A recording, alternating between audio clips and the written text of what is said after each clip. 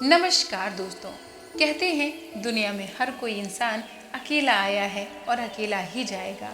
इसलिए किसी के साथ होने या ना होने से अगर कोई परेशान होता है तो वो निरर्थक है।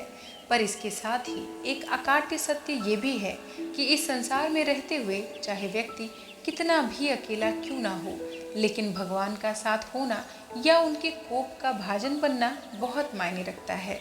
सभी इंसान, हम सब लोग उसी विधाता की संतानें हैं और इसलिए उनके साथ के बिना हम एक भी कदम चलने की सोच भी नहीं सकते। हालांकि इसके साथ ही हमारे मन में हमेशा एक सवाल ये भी उठता रहा है कि भगवान के होने का आखिर आधार क्या है, उनके होने का एहसास किस प्रकार करें। दोस्तों, इन प्रश्नों का आज तक कोई भी सटीक जवाब नहीं दे पाया है, लेकिन धर्म और आध्यात्म में भगवान के वजूद को अपने साथ महसूस करने के कुछ लक्षण जरूर बताए गए हैं। तो चलिए आज इस वीडियो में हम इसी की चर्चा करते हैं। दोस्तों, ईश्वर का प्रेम कौन नहीं चाहता, लेकिन ईश्वर सभी को अपना प्रेम अलग अलग रूपों में देते हैं। किसी को जीवन में अपार दुख मिलता है तो किसी का जीवन मिला जुला रहता है। लेकिन एक आम आदमी के साथ जब भी बुरा होता है तो वो एक बार ज़रूर सोचता है कि पता नहीं भगवान हमसे प्रेम करते हैं या नहीं। लेकिन ऐसे 8 संकेत हैं जिनसे आपको ये पता चलेगा कि आप ईश्वर के कितने पास हैं और ईश्वर आपसे कितना प्रेम करते हैं। पहला संकेत, ईश्वर अगर आपसे प्रेम करते हैं तो उनका सबसे पहला संकेत ये है कि आप जो भी करोगे उसमें आपको फेलियर मिलेगी। जी हाँ दोस्तों, ये सुनकर आपको बहुत अजीब और बुरा लग रहा होगा, लेकिन सच्चाई यही है कि आप हर चीज़ में अपना 100% देंगे, मेहनत करेंगे, लेकिन आपको सफलता नहीं मिलेगी और ये बार बार होगा जब तक कि आपकी आंखें खुल नहीं जाती। दूसरा संकेत, दोस्तों दूसरा संकेत ये है कि आपका अपने ऊपर जो विश्वास है वो खत्म हो जाएगा। जब ईश्वर आपके साथ होते हैं तो आपको बिल्कुल अकेलापन फील होगा। आप समझ नहीं पाएंगे कि आपको आगे क्या करना चाहिए। आप खुद को ऐसी स्थिति में महसूस करेंगे जहां कोई आपकी मदद नहीं करेगा। आप किसी को अपनी परेशानी शेयर नहीं कर सकते और अगर बता भी देंगे तो किसी को तो उनके लिए ये बात बहुत छोटी लगेगी कि वो इस पर ध्यान ही नहीं देंगे। तीसरा संकेत, इस अवस्था में दुख अपनी चरम सीमा पर होगा। आपको लगेगा मानो इससे ज़्यादा और क्या बुरा हो सकता है। आप दुख की चरम सीमा को महसूस कर लेंगे। आपने महान संतों के जीवन को देखा होगा। उनके जीवन में बड़े से बड़ा दुख का पल आया और फिर उनके अंदर वैराग्य आ गया और इस जीवन और भौतिक सुखों से आगे ईश्वर को जानने की उनके अंदर प्यास जगी। इस तरह से अंत में उन्होंने ईश्वर का साक्षात्कार भी प्राप्त किया।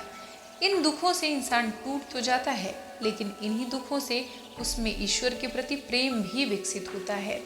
वो ये समझ जाता है कि संसार में सारे सुख नहीं है, कुछ ऐसा है जो इस संसार से परे है, जो ईश्वर ही है।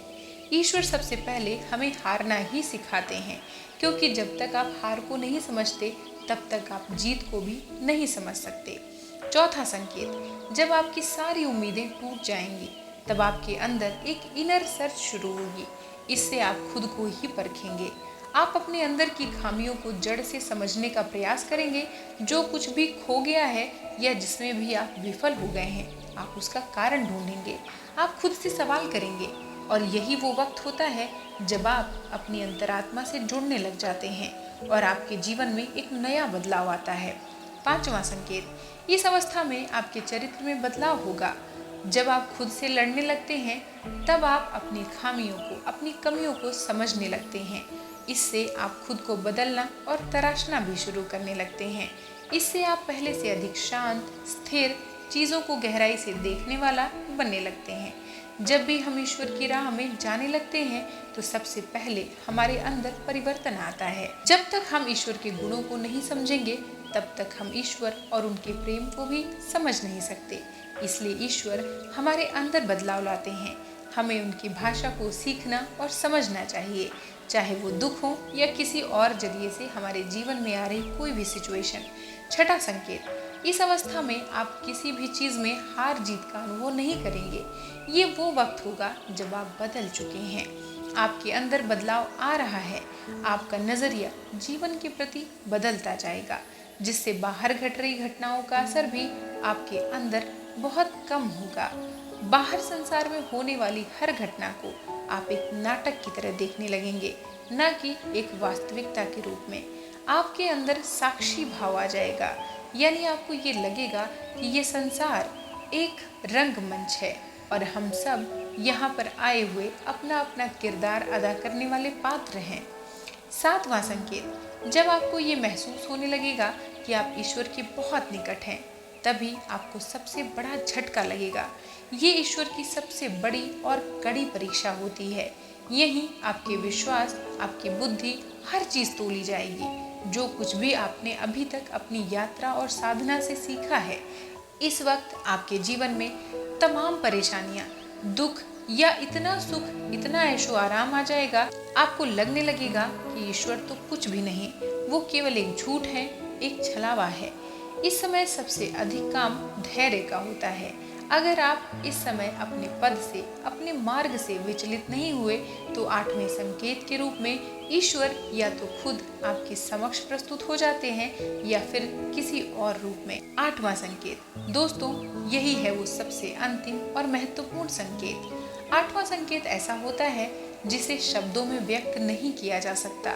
इस स्थिति पर पहुंचने पर आपके मन में लेश मात्र भी संशय नहीं रह जाएगा, यानी थोड़ा सा भी डाउट आपके मन में नहीं रह जाएगा कि ईश्वर आपके साथ नहीं है। आपको हर पल ईश्वर के अपने साथ होने का एहसास होगा। आप इस फीलिंग को पाकर अपने आप में ही मस्त मौला बन जाएंगे और आपको ऐसी शांति और आनंद की अनुभूति होगी जिसे शब्दों में और बातों में व्यक्त ही नहीं किया जा सकता। तो दोस्तों, अगर आपके जीवन में इन संकेतों में से कोई भी संकेत आपको महसूस हो रहा है, तो आप मान लीजिए कि अब ईश्वर ने आपके सिर पर अपना हाथ रख दिया है। अगर परेशानियां आ रही हैं, तो बस अब उनके अंत का समय भी निकट है। बस आपको धैर्य से काम लेने की जरूरत है और ईश्वर पर अपने विश्वास को बनाए रखने की जरूरत है। दोस्तों, ऐसी सिचुएशन में अगर आपके मन में जरा सा भी संदेह या डाउट आता है, तो फिर वो आपकी लंबे समय से चली आ रही तपस्या को नष्ट भी कर सकता है। इसलिए धैर्य के साथ ईश्वर पर अपना विश्वास बनाए रखिए। जीवन में चमत्कार और बदलाव होने में देर नहीं लगेगी।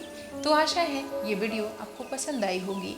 वीडियो पसंद आई हो तो इसे एक लाइक करके चैनल को सब्सक्राइब कर लें और जुड़ जाएं हमारे साथ। तो मिलते हैं कल फिर एक नई वीडियो के साथ। तब तक के लिए नमस्कार।